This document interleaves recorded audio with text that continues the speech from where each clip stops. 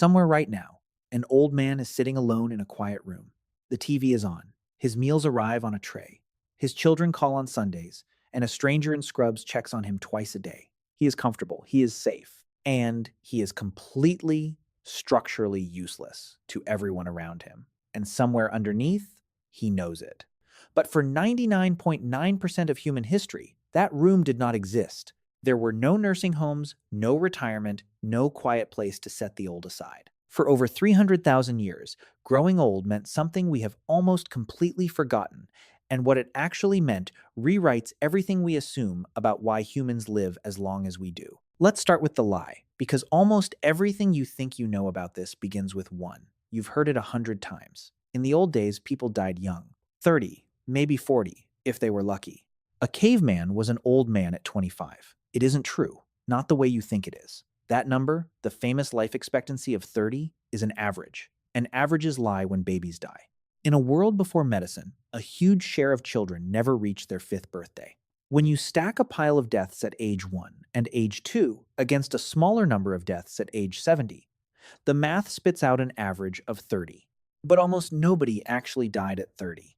They died as infants, or they died old. The middle was mostly empty. If you survived childhood, the picture changed completely. In 2007, anthropologists Michael Gervin and Hillard Kaplan pulled together the data on hunter-gatherer lifespans from across the world. They found that for the people who made it through childhood, the most common age of death was not 30. It was around 72. 72. So the old were always there. Every band had its gray hair, its slow walkers, its faces lined by 60 years of sun. The question was never whether humans got old. The real question, the one that stumped scientists for decades, is why. Why does our species get old at all? Because by the rules of nature, we shouldn't.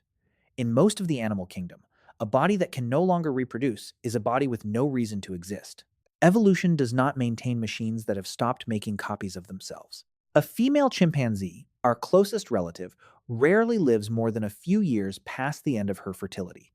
When she can't reproduce, she's done. But a human woman can live 30, 40, 50 years after her last possible child.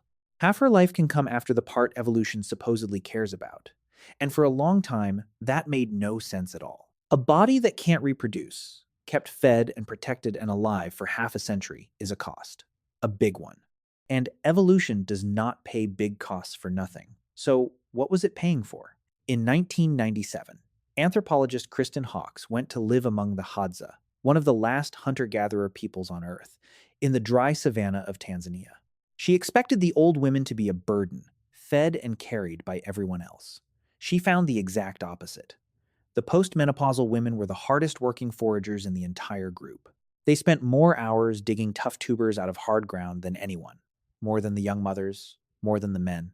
And they weren't doing it for themselves. They were feeding their grandchildren. Here's why that changes everything. When a mother is nursing, she can't easily feed an older child too. But if a grandmother takes over feeding the weaned child, the mother is free to have her next baby sooner. More grandchildren survive. More of them carry the grandmother's genes, including the genes for living a long, useful life past fertility. Hawkes called it the grandmother hypothesis. The reason humans live so long is that, for 300,000 years, old women kept children alive who would otherwise have died. Your long life is a grandmother's gift. You get to grow old because, somewhere back down the line, growing old made you essential. But food was only half of it, maybe the smaller half. Because the most valuable thing an old human carried was never in their hands. It was in their head. Think about where information lived in a world with no writing. No books, no internet, no way to record a single fact outside of a human skull. Every cure, every danger, every trick for finding water in a dead landscape existed in exactly one place. A person who had lived long enough to learn it and survived long enough to remember. In that world, the old were not a drain on knowledge. They were the only copy of it. And the difference that made was the difference between living and dying. Look at elephants. Researchers studying the herds of Tanzania watched what happened during a catastrophic drought. The herds, led by the oldest matriarchs, the ones old enough to remember the last great drought decades earlier, survived.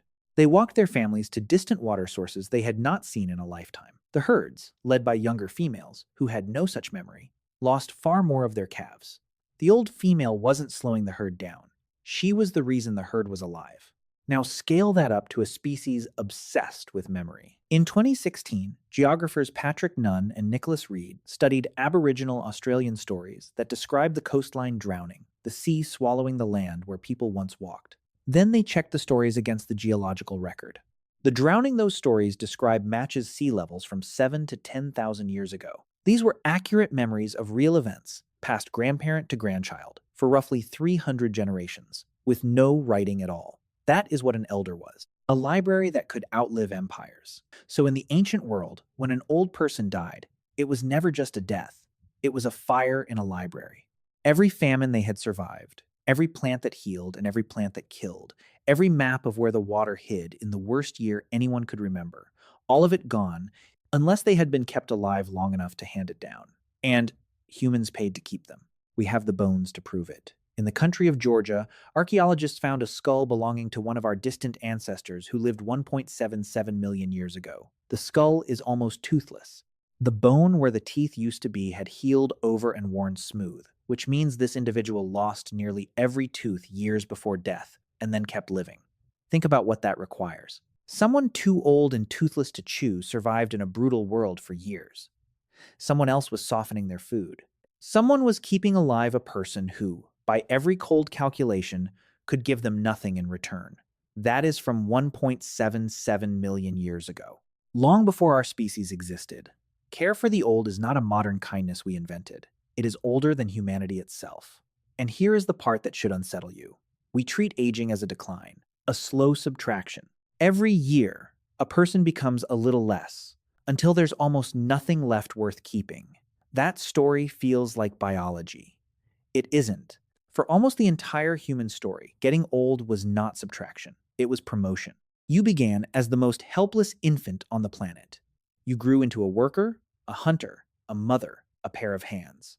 And if you were lucky enough to survive that long, you graduated into the single most important role the group had, the one who remembered, the one who knew, the one the others came to when the rain failed and nobody else had ever seen the rain fail. Old age was not the end of your usefulness. It was the summit of it. Aging was never a decline. It was a promotion. So, what happened to us? We wrote it down. That's the whole answer. We invented writing, then printing, then libraries, then the glowing rectangle in your pocket that answers almost any question in seconds. And in doing it, slowly, without ever deciding to, we fired the librarian.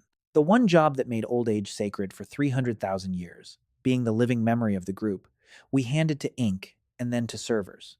We no longer need a person who remembers the last drought because we have records. We no longer need an elder who knows which plant heals because we have a search bar. For the first time in the history of our species, we built a world that genuinely does not need its old people. Not because they got less wise, because we stopped needing wisdom to come from a person. And so we built the room. The quiet room, the tray, the television, the stranger in scrubs who checks twice a day. We didn't build it out of cruelty. We built it because, for the very first time, we could, because we had finally made a world where the old had nothing left that we needed. Now go back to that old man, alone in his quiet room. For 300,000 years, a man like him would have been surrounded, children at his feet, adults leaning in to listen. His memory the most valuable thing for miles in any direction. He would have been the center of the group. We made him the edge of it. The dread you feel about getting old, the fear of being useless, set aside, a burden someone else has to carry. That dread is real, but it is not ancient. Your ancestors did not feel it, because in their world, it simply was not true. For 300,000 years, growing old meant becoming the one thing the group could not survive without. We are the first humans in history to grow old into a world that has no use for us. That is not aging. That is something we built. And we built the whole thing in a single century. That's all for today. Anyway, like and subscribe to fund the next video.